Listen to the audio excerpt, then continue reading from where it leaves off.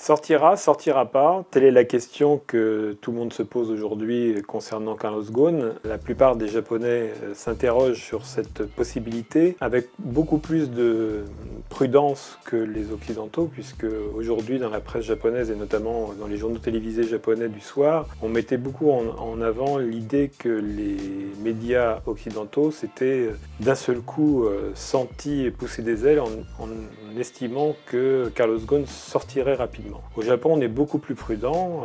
D'ailleurs, les articles qui ont été publiés dans l'après-midi dans les journaux du soir mettaient bien en évidence l'idée que, possiblement, l'ex-patron de Nissan pourrait sortir de prison, puisque l'extension de sa détention a été rejetée par le tribunal japonais. Mais entre-temps, le parquet a fait appel, donc ce qui veut dire que ce n'est pas du tout certain que Carlos Ghosn puisse sortir rapidement.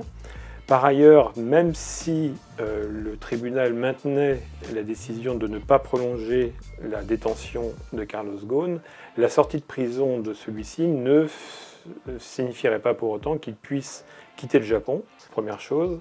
Deuxième chose, que s'il n'est plus en prison, il pourra être assigné à résidence. Là aujourd'hui, on ne sait pas très bien où il serait assigné en résidence, probablement dans un hôtel parce que la maison qu'il possédait au Japon était propriété de Nissan et que cette maison a été perquisitionnée et n'est plus habitable aujourd'hui. Par ailleurs, probablement, ce qu'on laisse entendre du côté japonais, c'est que Carlos Ghosn n'aurait pas son passeport, donc il ne pourrait pas quitter le territoire. Est-ce que si Carlos Ghosn sort de prison, il pourra s'exprimer? C'est une question qui est un petit peu compliqué parce qu'on estime du côté de Nissan qu'une prise de parole de Carlos Ghosn pourrait être négative pour l'entreprise. Par ailleurs, on attend de savoir si le tribunal confirmera ou pas la prolongation de la détention de Carlos Ghosn pour savoir quel sera l'avenir proprement dit du patron de l'Alliance, puisqu'il reste patron de l'Alliance Nissan-Renault,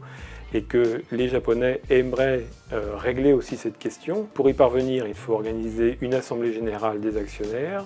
Celle-ci n'est pas encore à l'ordre du jour aujourd'hui, et qu'une sortie prématurée de prison de Carlos Ghosn pourrait être jugée, en tout cas du côté de Nissan, comme un élément difficile et compliqué pour l'organisation d'une assemblée générale.